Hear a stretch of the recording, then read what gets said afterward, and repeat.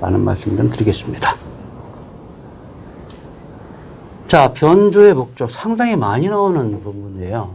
많이 나오는 부분이다. 그렇기 때문에 변조의 목적은 여러분들이 개념을 좀 정확하게 알고 있어야 된다. 자, 그러면 결국 어떻게 해요? 잡음은 직류에서 가장 영향을 많이 받고 있죠. 가장 많은 영향을 주죠. 많은 영향을 준다.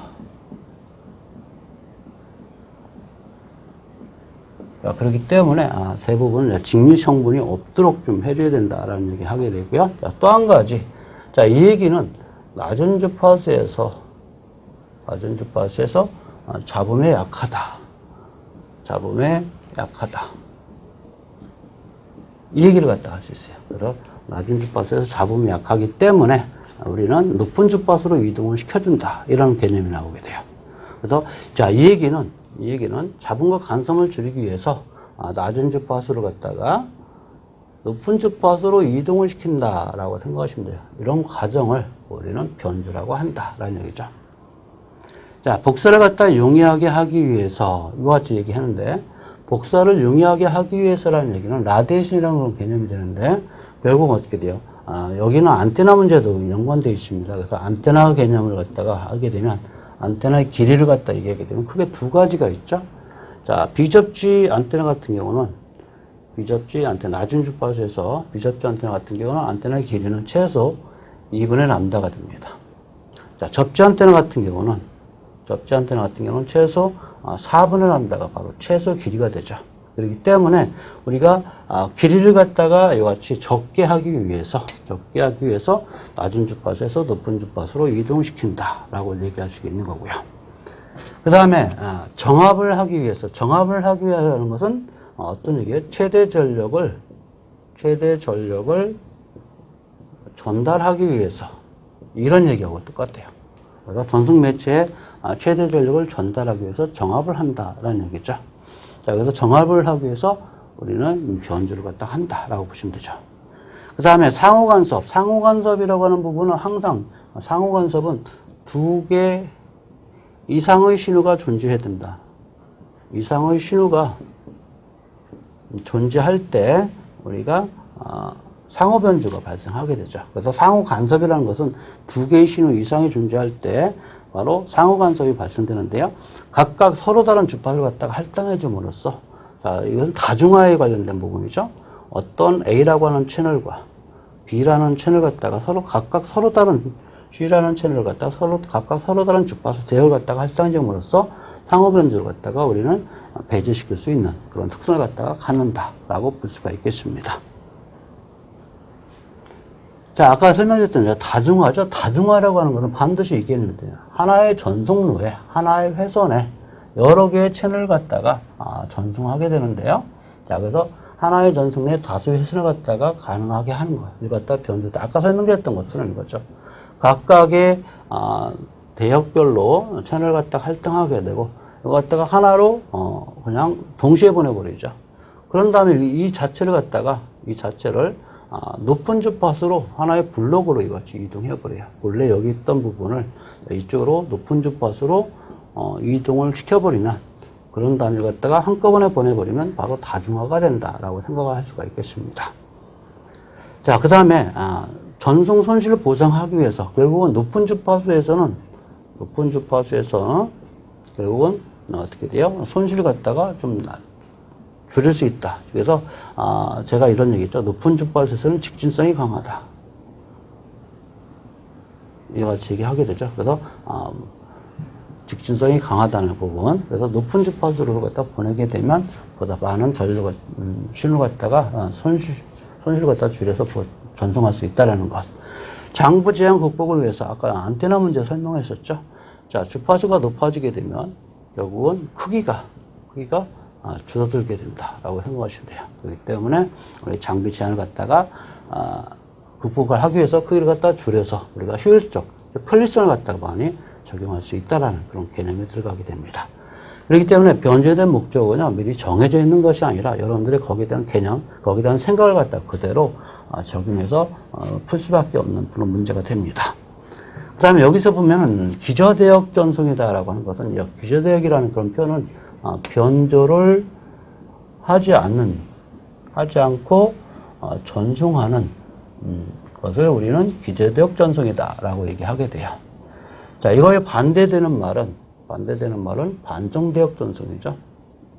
반송대역 전송이다. 그래서 기저대역 전송과 반대되는 말, 반대대역 전송이다. 그래서 반송대역 전송이라는 것은 바로 변주를 갖다 하기 때문에, 변주를 해서 전송하는 부분이기 때문에 바로 원거리 전송이라는 거고 같이 따라다닌다는 얘기죠. 그래서 기저대역과 반송대역은 서로 반대, 변주를 하느냐 하지 않느냐에 대한 개념이 들어가 있다고 생각할 수 있겠습니다. 자, 그래서 변주가 왜 하느냐라는 부분, 그래서 지금 현재 변주에 대한 목적을 갖다 설명드렸는데 이거 이외에 상당히 많은 그런 내용을 갖다 포함하고 있다고 보시면 됩니다. 자, 이번에는 이제 DSB SC에 대해서 이제 설명을 하는 그런 부분들인데요. 자, 우리가 두 개의 차이점을 갖다 미리 알고 해서 기억을 좀 해두시면 될 것 같아요. DSB SC는 앞에서 그런 얘기 했었죠. 어떤 진폭을 갖다가 변화시키는데 그 진폭에다가 그냥 신을 갖다가 그대로 곱해주기만 하면 돼요. 자, 이게 바로 DSB SC입니다.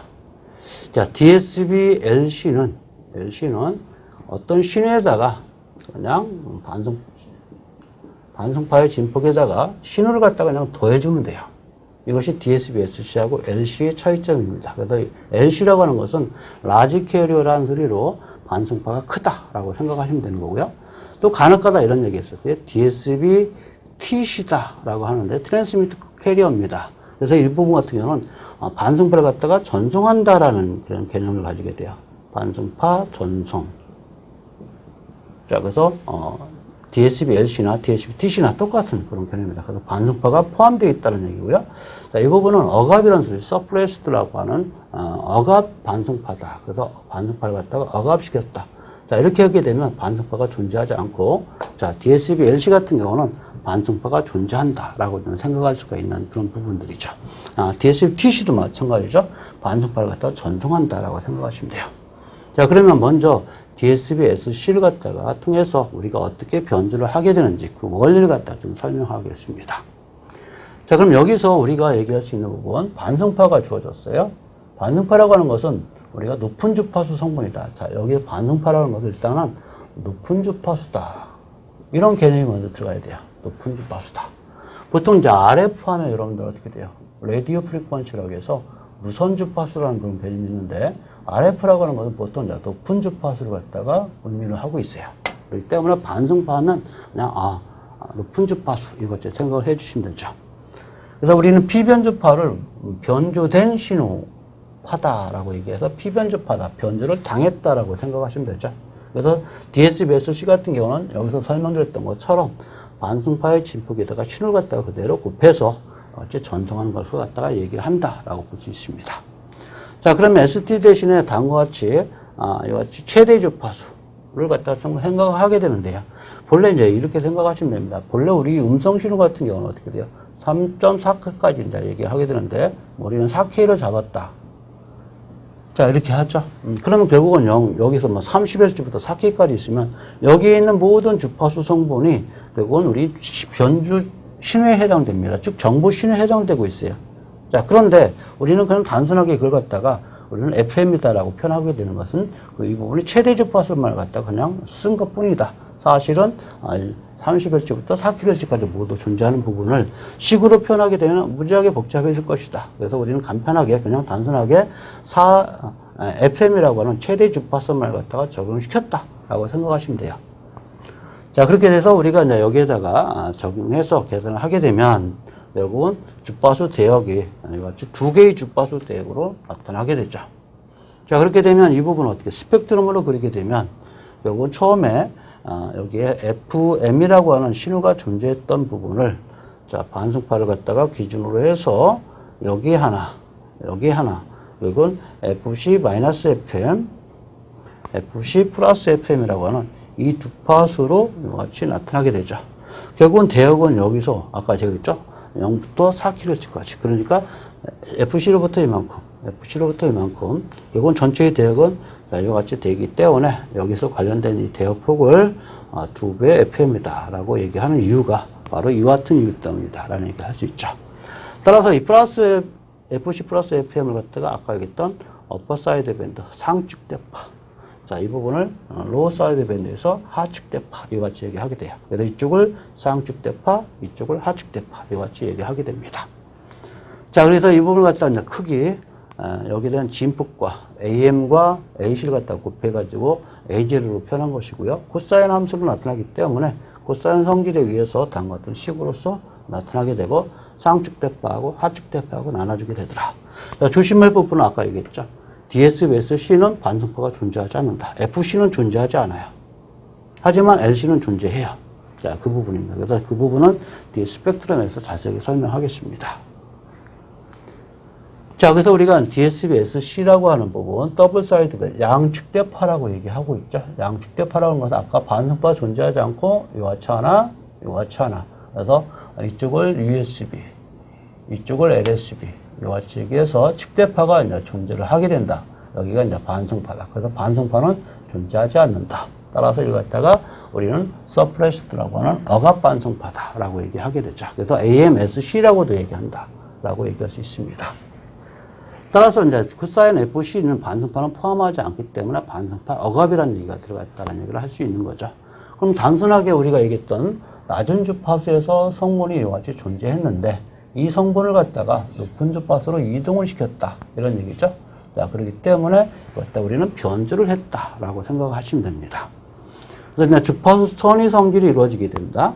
결국은 높은 주파수하고 낮은 주파수에 관련된 부분. 그래서 반성파가 존재하게 되고 신호파가 존재하게 되면 곱셈기를 통해서 FC 플러스 마이너스 FM이라고 하는 같이 두 개의 주파수가 발생이 되고 있더라라는 얘기죠. 그래서 이 두 개의 주파수를 안테나를 통해서 전송하게 되는 그런 경우로 볼 수가 있다.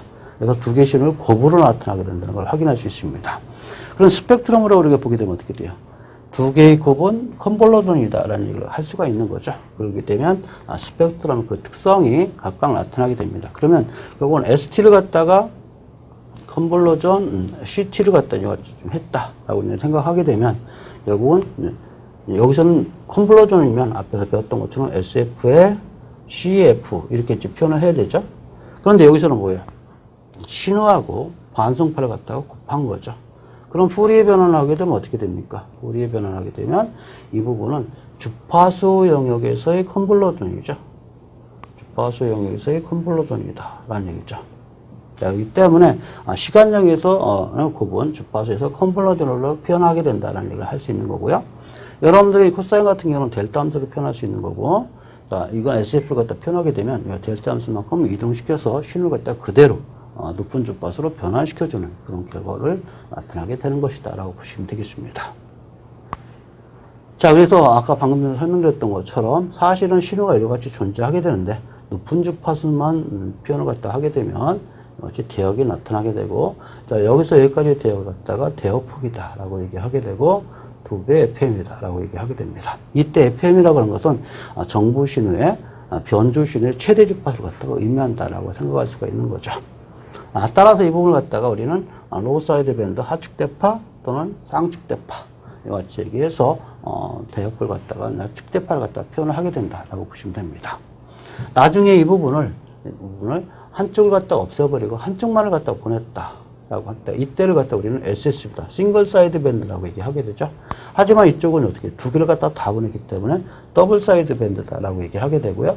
SC라고 하는 것은 캐리어가 존재하지 않는다.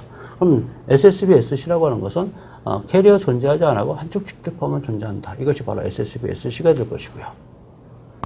만약에 LC다 그러면 캐리어가 존재하는 거겠죠. 그래서 이제 SSB 같은 경우는 우리가 다중화할 때 보통 많이 이용하게 됩니다. 다중화할 때. 자, 그 이유는 바로 뭐예요? 대역폭이 얘는 SSB는 FM이다 라는 얘기를 할 수 있는 거고요. DSB에 대한 대역폭은 방금 전에 설명드렸던 것처럼 2배 FM인데 SSB를 적용하게 되면 한쪽 측대파만 존재하기 때문에 대역폭은 2분의 1로 줄어버린다라는 그런 개념이 들어가게 되죠. 자, 그 다음에 또 한 가지 이제 여기서 좀 알아두실 그런 부분은 어떤 걸 갖다 조금 말씀드리고 싶으냐면 이런 얘기를 좀 하고 싶어요. 사실 우리가 이 값을 갖다가 변환시켜서 우리가 나타나게 되면 코사인과 사인의 관계를 통해 가지고 이제 표현을 좀 하게 됩니다. 자, 이와 같이 측대파가 두 개가 존재하게 된다라는 얘기를 좀 하게 되죠. 그래서 FC를 중심으로써 우리 같이 측대파의 두 개 값이 나타나게 되는데, 결국 어떻게 돼요? 이와 같이 진폭은 2분의 1로 줄어버린다라는 얘기를 하게 되죠. 자, 그래서 진폭이 2분의 1로 줄었다라는 얘기는 이 두 개를 갖다 합했을 때 그때 값을 갖다가 생각하게 되면 바로 A0는 그대로 남아있다는 것을 확인할 수 있겠습니다. 자, 그래서 우리가 이제 평형 변조기를 갖다 한번 적용